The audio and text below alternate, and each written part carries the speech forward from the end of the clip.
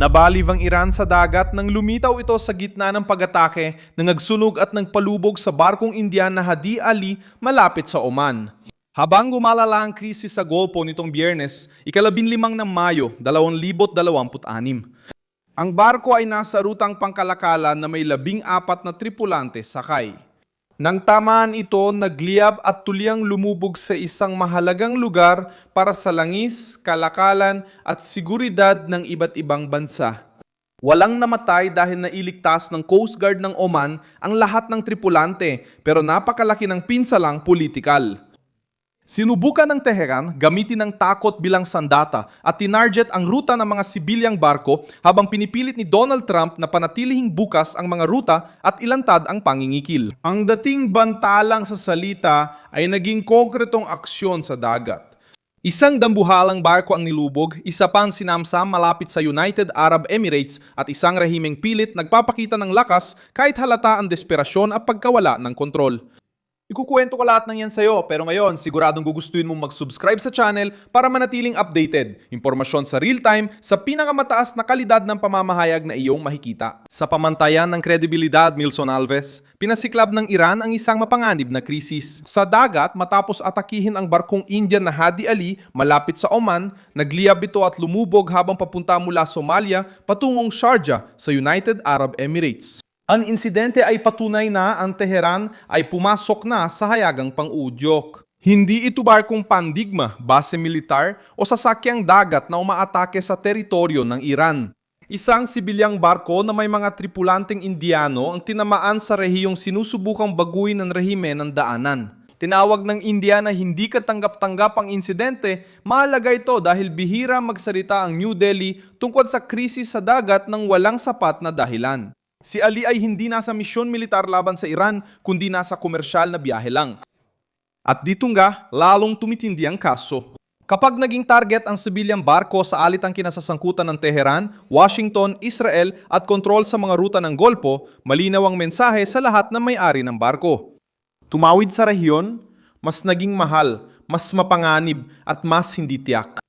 Lalong tumindi ang tensyon dahil halos sabay na may isa pang barko na sinamsam malapit sa Fujairah sa United Arab Emirates. Ang barko ay nakaangkla mga 38 milyang pandagat mula sa daungan na may mga hindi autorisadong lalaki na sumampa at ang barko ay nagsimulang maglayag papunta sa tubig ng Iran. Kinilala ng maritime sources ang barkong Ruichuan na may bandila ng Honduras. Sa loob ng ilang oras, nakita ng rehiyon ng isang barkong inatake at pinalubog malapit sa Oman at isa pang sinamsam malapit sa baybayin ng UAE. Mukhang hindi ito hiwalay na aksidente, kundi parang sinadyang serye ng pangyayari para subukan kung hanggang saan kayang itulak ang kanluran. Sinusubukan ng rehimen ng Iran na ibenta ang ganitong kilos bilang pagtatanggol ng soberanya, pero ibang ipinapakita ng aktual na ginagawa. Ginagamit ng Tehran ang dagat bilang entablado ng pananakot. Lagi nilang sinasabi na pag-aari ng Iran ang kipot ng Oman at pwedeng kumpiskahin ng mga barkong konektado sa Estados Unidos.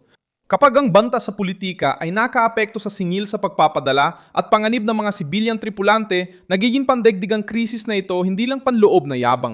Chinuturing ng White House ang gruta bilang sentro. Sa pagpupulong nila Donald Trump at Xi Jinping sa Beijing, ginawa niyan estratehikong paksa ang pagbubukas ng Strait of Hormuz. Kung gusto ng China na tuloy-tuloy ang daloy ng langis, kung gusto ng India na protektado ang kanilang mga barko, kung gusto ng mga Arabo na mag-export ng enerhiya, at kung gusto ng kanluran na maiwasan ang pagsabog ng presyo, walang sinuman ang pwedeng hayaang umasta ang Iran na parang may-ari ng isang mahalagang daanan. Diyan, itinutulak ni Trump ang Tehran sa isang hindi komportableng posisyon. Pinapakita ng Iran ang lakas sa paglubog at pagkuha ng barko, pero nangangahulugan lang ito na kailangan nilang maghasik ng takot sa dagat dahil sa kakulangan ng lakas militar kahit sa lupa, himpapawid at sariling teritoryo. Sa Congresso de América, kinumpirman ni Admiral Brad Cooper nung Central Command ng Estados Unidos na labis na nabawasan ng kakayahan militar ng Iran matapos ang Operasyong Epic Fury. Ayon sa kanya, nabawasan ng 70% ang base ng industriyang pangdepensa ng Iran para sa drone, misil at hukbong dagat at maaaring 5 hanggang 10 taon bago makabangon muli ang hukbong dagat ng Iran. Tinutulungan ng pahayag na ito ipaliwanag ang sitwasyon na iyon. Isang rehimen na may kahinaan sa militar ay bumabawi sa pamamagitan ng biglaang aksyon, hindi direktang pag-atake at pagbabanta sa mga rutang pangkalakalan.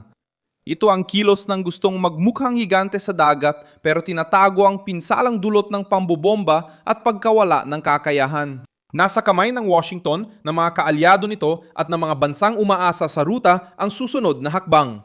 Maaring tumugon sa pamamagitan ng pag-escort ang pandagat, pagmamatsyag mula sa himpapawid, diplomatikong presyon, mga bagong parusa o direktang pag-atake sa mga lugar na ginagamit sa paglulunsad ng mga drone o misil kung lalala pa. Matapos ang pag-atake, lumitaw ang US intelihensyang eroplano sa kalangitan ng Golpo ng Persia malapit sa United Arab Emirates at patungo sa lugar ng tensyon na may kinalaman sa Iran. Ipinakita ng presensya ng mga eroplanong RC-135 Rivet Joint na nagsimula ng imapa ng Washington ang mga signal, komunikasyon at posibleng mga lugar ng paglulunsad na konektado sa aksyon laban sa barko. Sa praktika, matapos lumubog ang isang sibilyang barko at ang isa pa ay sinamsam at dinala patungo sa katubigan ng Iran, itinuturing na ng Estados Unidos ang insidente bilang seryosong banta militar, inaalam kung sino ang nakoordina, saan ang galing ang banta at ano ang susunod na hakbang ng Teheran. Alerto rin ng Israel dahil bawat galaw ng Iran sa dagat ay konektado sa mas malaking digmaan sa gitnang silangan. Kung ipagpapatuloy ng Teheran ang pang-uudyok, posibleng magkaroon ng tugon. Ipinapakita ng kasaysayan na ginamit na ng Iran ang ganitong uri ng presyon noon. Noong 2019, sinamsam ng Revolusyonaryong Gwardiya ang barkong Britanikong tangke ng lanis na Stena Impero sa kipot ng Hormuz at ang barko ay nawala sa kontrol ng tripulante. Nagdulot ng tensyon ang insidente sa pagitan ng Iran at United Kingdom, nakatawag pansin kay Trump at nakaapekto sa presyo ng langis. Noong 2021, inatake malapit sa Oman ang barkong tangke ng langis na Mercer Street na konektado sa kumpanyang Israeli at namatay ang 2 tripulante, isang Briton at isang Romanian. Ipinapakita ng mga insidenteng ito na ang Rajali ay pumapasok sa sunod-sunod na pangyayaring ito bilang mas mabigat na babala. Dahil ang paglubog ng sibilyang sasakyang pandagat kahit walang namatay ay naglalagay sa panganib sa buhay ng mga manggagawa sa gitna ng labanan ng rehimen, kalakalan at kapangyarihang militar.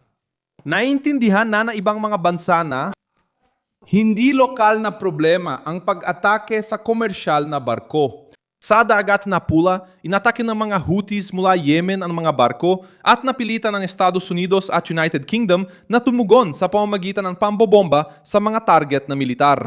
Ngayon, nakatuon muli ang pansin sa Iran, isang makapangyarihang bansa na gustong kontrolin ang kwento at takutin ang mga tumatawid sa Golpo. Hindi lang diplomasya ang pinag-uusapan ng mga bansa, kundi pati enerhiya, pagkain, singil sa pagpapadala, inflasyon at kaligtasan ng mga tripulante. Dahil dito, ang paglubog ng Rajali ay hindi lang limitado sa Oman. Nagpapalaganap ito ng tensyon hanggang Nova Delhi, Washington, Tel Aviv, Beijing, Londres at iba pang kabisera na umaasa sa malayan pagdaan ng barko. Ako si Milson Alves, internacionalista. Layunin ko umapa na Chile na inform ka araw-araw ng totoo. Nasa video description ang mga news link. I-like ang video, mag-subscribe at tingnan ang mga komento para maging aktibo sa komunidad ni Milson Alves.